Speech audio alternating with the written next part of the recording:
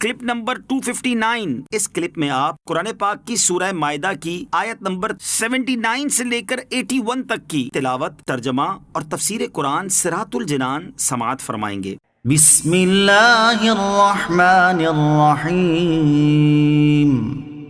ترجمہ: اللہ کے نام سے شروع جو نہایت مہربان رحمت والا ہے۔ كانوا لا يتناهون عن منكر فعلوه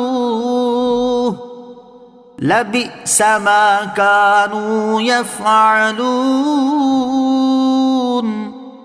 ترجمہ: وہ ایک دوسرے کو کسی برے کام سے منع نہ کرتے تھے جو وہ کیا کرتے تھے، بے شک یہ بہت ہی برے کام کرتے تھے۔ کانوا لا یتناہون عن منکر، وہ ایک دوسرے کو کسی برے کام سے منع نہ کرتے تھے۔ یہودیوں کی ایک سرکشی یہ تھی کہ انہوں نے برائی ہوتی دیکھ کر ایک دوسرے کو اس سے منع کرنا چھوڑ دیا تھا۔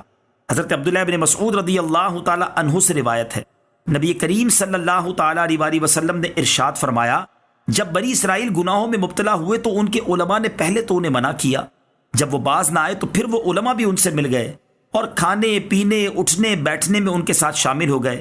ان کی اسی نافرمانی اور سرکشی کا یہ نتیجہ ہوا کہ اللہ تعالیٰ نے حضرت داؤد اور حضرت عیسیٰ علیہ السلام کی زبان سے ان پر لعنت اتاری۔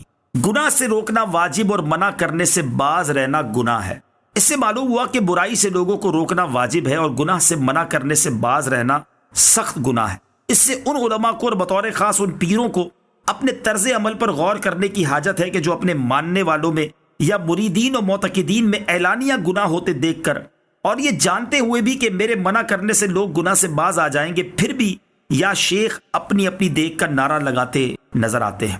حضرت ابراہیم بن عبد الرحمن عذری رضی اللہ تعالیٰ عنہ سے روایت ہے، نبی اکرم علیہ الصلوۃ والسلام نے ارشاد فرمایا، اس علم کو ہر پچھلی جماعت سے پرہیزگار لوگ اٹھاتے رہیں گے اور وہ غلو کرنے والوں کی تحریفیں، اہل باطل کے جھوٹے دعووں اور جاہلوں کی غلط تعویل و تشریح کو دین سے دور کرتے رہیں گے۔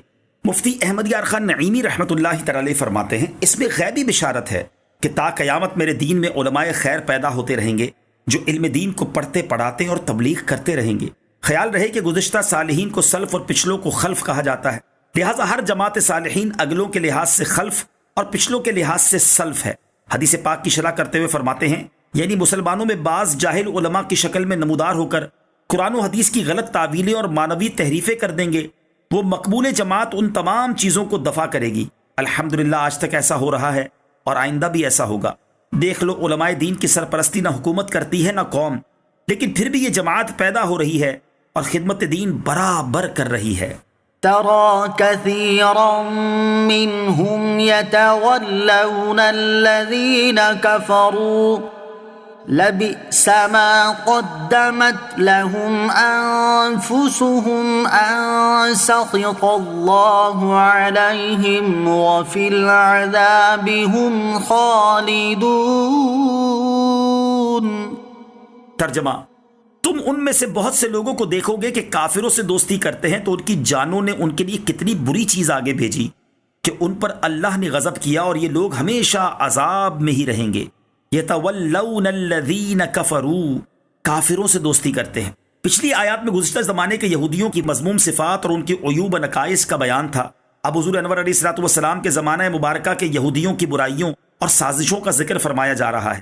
شان نزول: کعب بن اشرف یہودی اور اس کے ساتھی سرکار دو عالم صلی اللہ تعالی علیہ وسلم سے بغض و عناد کی وجہ سے مشرکین مکہ کے پاس پہنچے اور انہیں تاجدار رسالت صلی اللہ تعالی علیہ وسلم سے جنگ کرنے پر ابھارا، لیکن یہ لوگ اپنی اس کوشش میں ناکام و نامراد ہوئے۔ اس واقعے سے متعلق یہ آیت نازل ہوئی۔ حضرت عبداللہ ابن عباس رضی اللہ تعالیٰ عنہما فرماتے ہیں، اس کا معنی یہ ہے کہ آپ علیہ الصلوۃ والسلام منافقین میں سے بہت سو کو دیکھیں گے کہ وہ یہودیوں سے دوستی کرتے ہیں۔ کفار سے دوستی کا نتیجہ یہ ہوا کہ اللہ تعالیٰ کا غضب ان پر نازل ہوا اور آخرت میں دائمی عذاب کے مستحق ٹھہرے۔ کفار سے دوستی کا دم بھرنے والے مسلمانوں کے لیے تازیانہ عبرت۔ معلوم ہوا کہ کفار سے دوستی اور موالات حرام اور جہنم میں لے جانے والا کام ہے۔ یہ آیت مبارکہ ان مسلمانوں کے لیے تازیانہ عبرت ہے جو کفار کی مسلمانوں سے کھلی دشمنی اپنی روشن آنکھوں سے دیکھنے کے باوجود صرف اپنے منصب کی بقا کی خاطر ان کی طرف دوستی کا ہاتھ بڑھاتے، ان کی ہاں میں ہاں ملاتے اور ان کی ناراضی سے خوف کھاتے ہیں۔ اللہ تعالیٰ سمجھ کی توفیق عطا فرمائے۔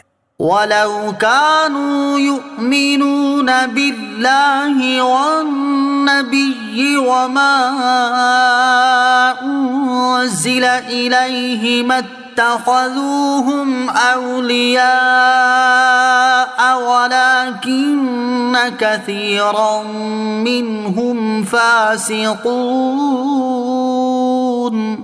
ترجمہ: اور اگر یہ اللہ اور نبی پر اور اس پر جو نبی کی طرف نازل کیا گیا ہے ایمان لاتے تو کافروں کو دوست نہ بناتے، لیکن ان میں بہت زیادہ فاسق ہیں۔ وَلَوْ كَانُوا يُؤْمِنُونَ بِاللَّهِ وَالنَّبِيِّ، اور اگر یہ اللہ اور نبی پر ایمان لاتے، کفار و مشرکین سے دوستی اور محبت کا رشتہ استوار کرنے والے یہودی اگر اللہ تعالیٰ اور اس کے رسول صلی اللہ تعالی وسلم اور اس کی نازل کردہ کتاب قرآن پاک پر صدق و اخلاص کے ساتھ ایمان لائے ہوتے تو کسی صورت بھی ان کے ساتھ دوستی کا سلسلہ قائم نہ کرتے۔ اسی لیے اللہ تعالیٰ نے ان کے بارے میں فرمایا کہ ان میں بہت زیادہ فاسق ہیں۔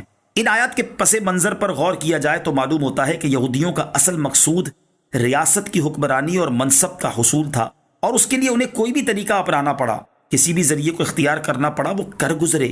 کچھ ایسی صورتحال فی زمانہ ہم مسلمانوں میں عام ہو چکی ہے۔ اپنی کرسی کو بچانے کے چکر میں کفار کے سامنے گھٹنے ٹیکتے اور ایڑیاں گھسیٹتے پھرتے ہیں۔ اللہ تعالیٰ انہیں عقل سلیم